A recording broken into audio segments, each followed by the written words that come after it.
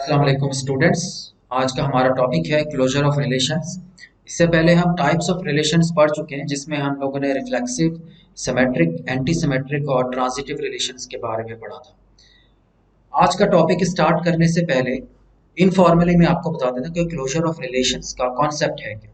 मिसाल के तौर पे अगर आपके पास एक रिलेशन आर है और वो रिलेशन जो है वो रिफ्लेक्सिव या सिमेट्रिक कह लें या ट्रांजिटिव, वो नहीं है, वो सिंपल एक रिलेशन है।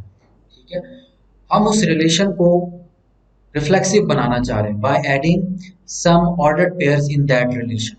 ठीक है, यानी कि अगर वो जो रिलेशन आर है उसमें अगर हम कुछ ऑर्डर्ड पेयर्स को ऐड कर दें सच दैट कि वो रिफ्लेक्सिव बन जाए, या कुछ ऑर्डर्ड पेयर्स को हम ऐड कर दें सच दैट कि वो जो रिलेशन आर है वो सिमेट्रिक बन जाए, या कुछ ऑर्डर पेयर्स हम इस तरह से ऐड करें कि वो जो रिलेशन है वो ट्रांजिटिव बन जाए, तो वो जो नया रिलेशन आ रहा है आपके पास जिसमें वो प्रॉपर्टीज आ रही है, यानी कि रिफ्लेक्सिविटी की, ट्रांजिटिविटी की और सिमेट्रिक की जो प्रॉपर्टी है, तो वो जो नया रिलेशन है वो उसको हम कहते हैं क्लोजर ऑफ रिलेशंस। ठीक है, तो ये इसके पीछे कॉन्सेप्ट है। तो चले इसको हम फॉर्मली स्टार्ट करते हैं। Consider a relation R on a set A. ठीक है, हमारे पास एक रिलेशन आर मौजूद है जो कि सेट ए में डिफाइंड है। आर मे और may not have property P. ये पी क्या है, ये प्रॉपर्टी को हमने नाम दे दिया है। पी आपके पास रिफ्लेक्सिव भी हो सकता है, पी जो है वो सिमेट्रिक भी हो सकती है, पी जो है वो ट्रांजिटिविटी भी हो सकती है। ठीक है, now if there is a relation P R, अब ये एक नया रिलेशन मैं बना रहा हूँ जिसको हमने किससे डिनोट किया है, पी ऑफ आर से। ठीक है, विद प्रॉपर्टी पी, और इसके अंदर वो प्रॉपर्टी जो है वो पी मौजूद है। प्रॉपर्टी कौन सी, जो हम ऊपर देख चुके हैं, रिफ्लेक्सिविटी, सिमेट्री और ट्रांजिटिविटी।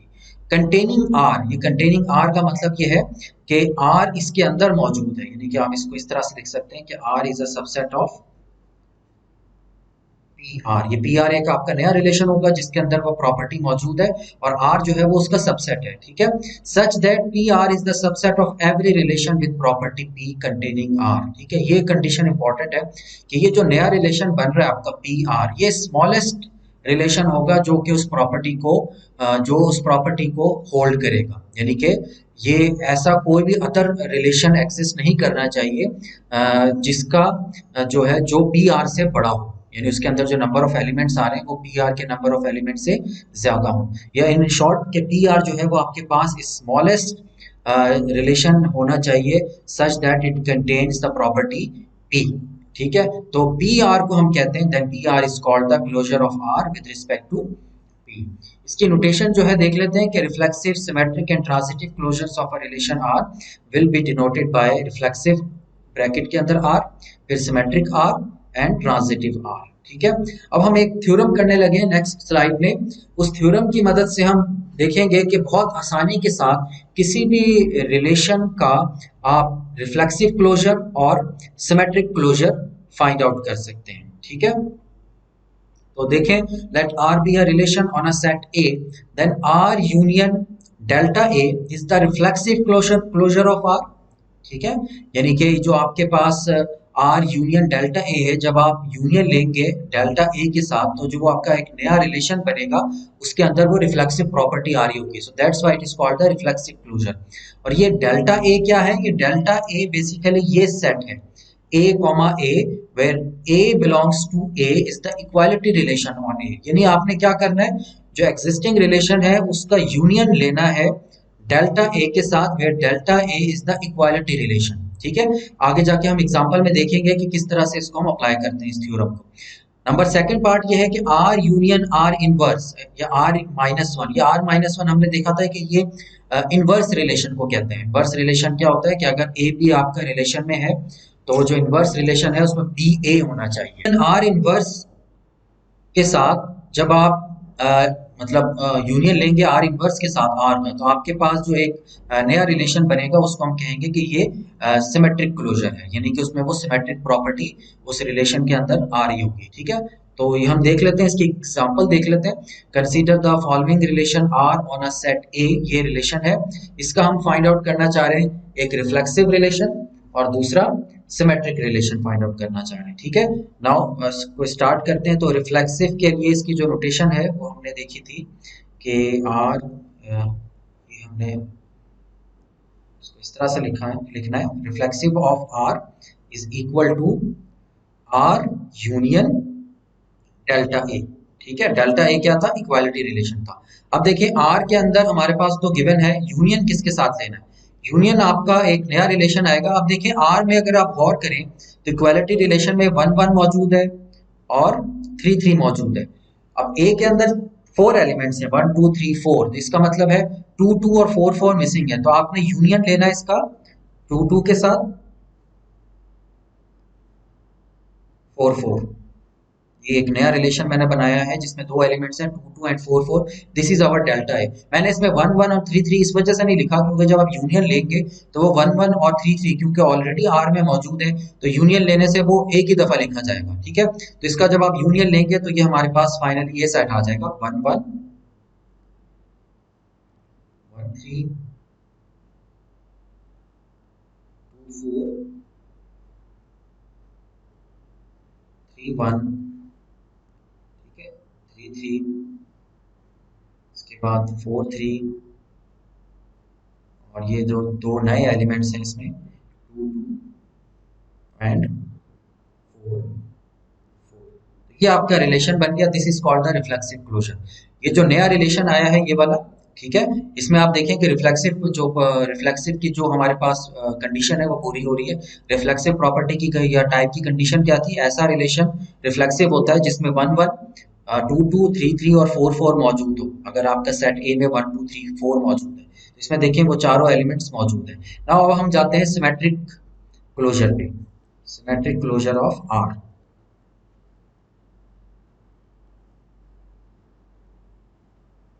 सिमेट्रिक क्लोजर में आर का यूनियन लेंगे हम आर इनवर्स के साथ। ठीक है, तो आर यूनियन, अब देखें आर रिलेशन में 1 3 मौजूद है और 3 1 भी मौजूद है।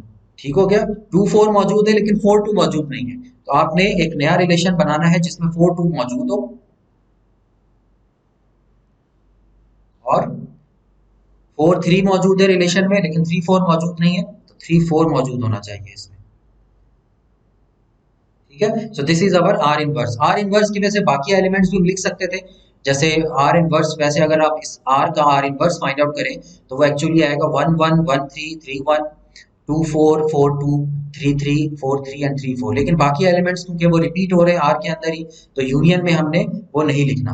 ठीक है, तो जब आप इसका यूनियन लेंगे तो ये एक नया रिलेशन आ जाएगा 1 1 1 3 2 4 3 1 3 3 4 3 4 2 एंड 3 4। ये जो आपका नया रिलेशन बना है this is called the symmetric closure. अब हम आ जाते हैं थ्योरम 2 पे। थ्योरम 2 में हम देखेंगे कि किस तरह से एक रिलेशन का हम ट्रांजिटिव क्लोजर फाइंड आउट कर सकते हैं। ठीक है, so let R be a relation on a set A with N elements, यानी सेट ए में कितने एलिमेंट्स हैं, एन। देन ट्रांजिटिव रिलेशन या transitive closure of R is equal to R union R square union up to so on R N. Now note करें यहाँ पे ये जो R square R cube up to R N आ रहा है, ये क्या है, ये बेसिकली कंपोजिशन है जो कि हम पीछे पढ़ चुके हैं, पीछे जो टॉपिक्स हमने पढ़े थे। जैसा कि ये आर स्क्वायर जो है, ये आर स्क्वायर बराबर है आर ओ आर। ठीक है, यानी आर का कंपोजिशन आर के साथ। इसी तरह आपका जो आर क्यूब होगा वो क्या होगा, ये जो आर स्क्वायर हम फाइंड आउट कर चुके होंगे उसी का कंपोजिशन दोबारा आर के साथ लेना है। इसी तरह एंड सो ऑन। ये जो आर एन है ये basically R n minus one का कंपोजिशन आर के साथ है। ठीक है, सो इसकी एक एग्जांपल हम देख लेते हैं। Consider the following relation on a set ए। अब सेट ए जो है हमारे पास, इसमें 3 ही एलिमेंट्स है 1 2 एंड 3, और इसमें जो रिलेशन हमारे पास है वो है ये नीचे दिया हुआ है 1 2 2 3 एंड 3 3। अब देखिए इस सेट ए में कितने एलिमेंट्स हैं, 3 एलिमेंट्स हैं, तो इसका मतलब है इसके लिए आप जब फाइंड आउट करेंगे transitive relation, transitive closure,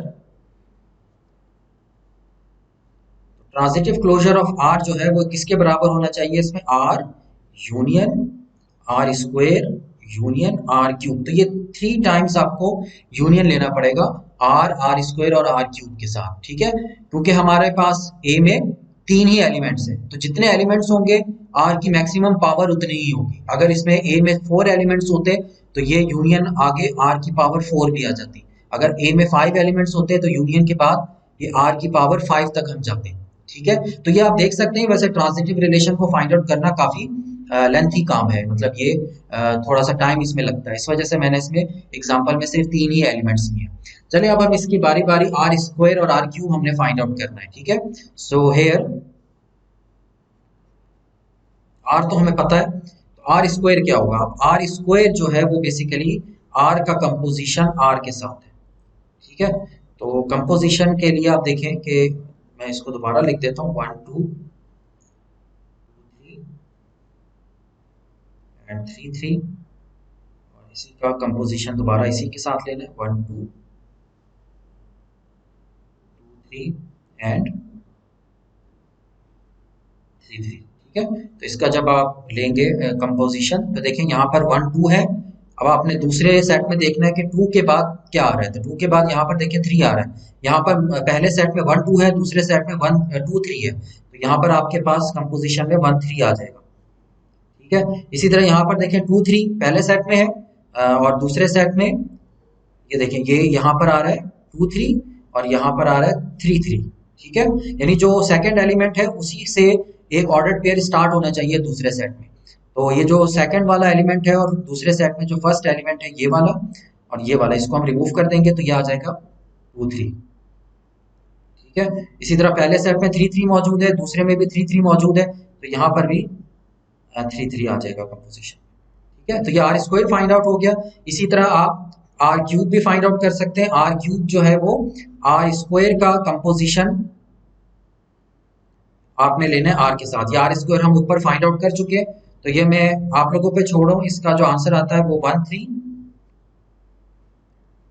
2 3 and 3 3 आएगा। ठीक है, तो ये हमने आर स्क्वायर और आर क्यूब फाइंड आउट कर लिया है। तो अब आप इसकी ट्रांजिटिव क्लोजर जो है वो फाइंड आउट कर सकते हैं। So transitive closure of R क्या होगा? R union R square union R cube. तो ये जो तीनों रिलेशंस हम पहले फाइंड आउट कर चुके हैं, इन तीनों का यूनियन लेंगे, तो यूनियन में हम क्या करते हैं, जो एलिमेंट्स हैं उसको हम कंबाइन करके लिख देते हैं। तो ये आ जाएगा 1 2 2 3 3 3 एंड 1 3। आई होप कि अब आपको ये क्लोजर को किस तरह से हम लेते हैं किसी भी रिलेशन का वो समझ आ गया होगा। से इसमें बस एक चीज नोट करने वाली है कि जो ट्रांजिटिव क्लोजर जब हम लेते हैं तो उसमें क्योंकि सेट ए के अंदर ये डिपेंड कर रहा होता है कि उसमें हमने कितनी दफा यूनियन लेना है, तो ये थोड़ा सा ट्रांजिटिव रिलेशन जो है ये आपका लेंथी हो जाता है अगर आपका सेट ए में ज्यादा एलिमेंट्स मौजूद हो। ठीक है, अदरवाइज ये सिंपल मतलब प्रोसीजर है, जस्ट आपने इसकी कंपोजिशन लेनी है बार बार और उसके बाद यूनियन ले लेना है, तो ये ट्रांजिटिव रिलेशन फाइंड आउट हो जाएगा।